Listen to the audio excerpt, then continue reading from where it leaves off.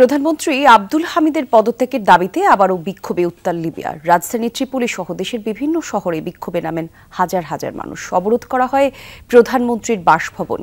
Gaddafi বিরোধী আন্দোলনের পর এটিকে এই সবচেয়ে বড় বিক্ষোভ বলছেন স্থানীয় গণমাধ্যম। আন্দোলনকারীদের অভিযোগ, সশস্ত্র গোষ্ঠীগুলোকে নিয়ন্ত্রণে ব্যর্থ হয়েছে প্রধানমন্ত্রী। এর পাশাপাশি দ্রুত নির্বাচন দেওয়ার দাবিও করা হয়।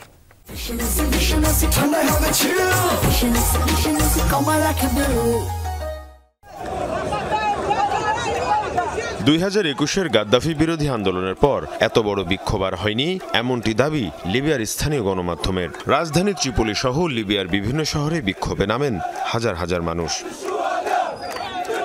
প্রধানমন্ত্রী আব্দুল হামিদ আদবাইবার পদত্যাগ এবং নির্বাচনের দাবিতে স্লোগান দেন তারা। এক পর্যায়ে প্রধানমন্ত্রীর কার্যালয়ে অবরোধ করেন বিক্ষোভকারীরা। ভবনটি দখলের চেষ্টা চালালে নিরাপত্তা বাহিনীর সাথে সংঘর্ষ হয় বিক্ষোভকারীদের। আমরা এই সরকারের পতন চাই। এই সরকারের সাথে যারাই সম্পৃক্ত তাদের সবার পদত্যাগ চাই। দাবি আদায় না হওয়া পর্যন্ত আমরা এই এলাকা ছাড়ব না।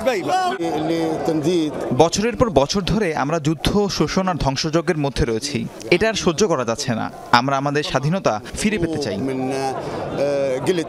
প্রধানমন্ত্রীর বিরুদ্ধে অভিযোগ, সশস্ত্র গোষ্ঠীগুলো নিয়ন্ত্রণে তিনি ব্যর্থ। নির্বাচনের প্রতিশ্রুতি দিয়েও কথা রাখেননি। এরই মধ্যে পদত্যাগের ঘোষণা দিয়েছেন প্রধানমন্ত্রী আব্দুল হামিদের ঘনিষ্ঠ হিসেবে পরিচিত 3 মন্ত্রী।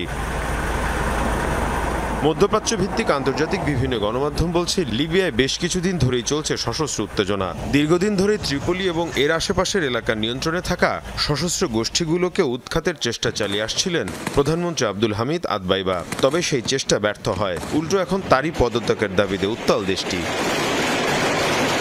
প্রধানমন্ত্রী আব্দুল হামিদকে সমর্থন করছে তুরস্ক, এমন অভিযোগও রয়েছে। ফলে পরিস্থিতি আরও ঘোলাটে হয়ে উঠতে পারে এমন শঙ্কাও দেখা দিয়েছে।